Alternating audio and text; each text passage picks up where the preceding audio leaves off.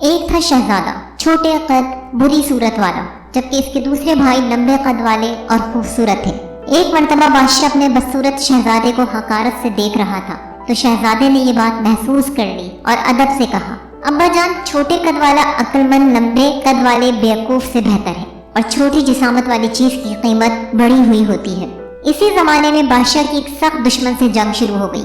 دونوں طرف سے لشکر سب باندھے ہوئے لڑائی کے منتظر تھے۔ سب سے پہلے بادشاہ کی طرف سے لڑنے کے لیے نکلنے والا یہی شہزادہ تھا، اور یہ کہہ رہا تھا، میں جنگ میں پیچھے ہٹنے والوں میں سے نہیں، مل کر لڑ کر جان دینے والوں میں سے ہوں۔ یہ بات کہہ کر دشمن کے سپاہیوں پر زوردار حملہ کر دیا اور دشمن کے چند بڑے آدمیوں کو قتل کر دیا۔ چونکہ دشمن کے سپاہی بہت زیادہ تھے اور بادشاہ کے بہت کم، تو بادشاہ کے سپاہیوں کی ایک جماعت نے بھاگنے کا ارادہ کیا۔ شہزادے نے یہ دیکھ کر ایک زوردار نعرہ لگایا اور ان کو غیرت دلائی کہ بزدل نہ بنو، بہادروں کی طرح لڑو۔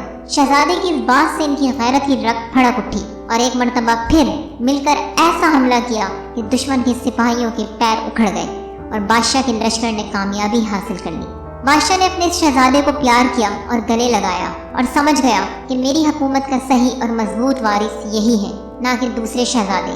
اس لیے اس شہزادے پر ہر دن محبت اور شفقت بادشاہ کی طرف سے بڑھتی رہی، یہاں تک کہ اسے اپنا جانشین بنا لیا۔ یہ دیکھ کر شہزادے کے دوسرے بھائی حسد کرنے لگے اور ایک روز اس کے کھانے میں زہر ڈال دیا۔ اللہ کی شان، شہزادی کی بہن نے بالا خانے کی کھڑکی سے یہ دیکھ لیا اور کھڑکی پر ہاتھ سے کھٹ کھٹ کی۔ شہزادہ سمجھدار تھا، سمجھ گیا، کھانا نہیں کھایا اور کہا یہ بات ناممکن ہے کہ اچھے لوگ مر جائیں اور برے لوگ ان کی جگہ حاصل کر لیں۔ پھر بادشاہ کو بھائیوں کی اس حرکت کی خبر دی۔ بادشاہ نے ان شہزادوں کو ڈانٹا اور سزا دی۔ اس کے بعد ان میں سے ہر ایک کو ملک کے مختلف شہروں کا حصے دار بنا دیا، جس کے بعد سب ہنسی خوشی رہنے لگے۔ مشکل وقت میں اگر عقل مندی سے کام نہ لیا جائے تو بہت نقصان ہوتا ہے، اور عقل مند ہونے کے لیے خوبصورت ہونا یا قد کا لمبا ہونا بالکل بھی ضروری نہیں۔ لہٰذا آپ بھی ہر کام عقل مندی اور سوچ سمجھ کر کرنے کی عادت بنا لیں۔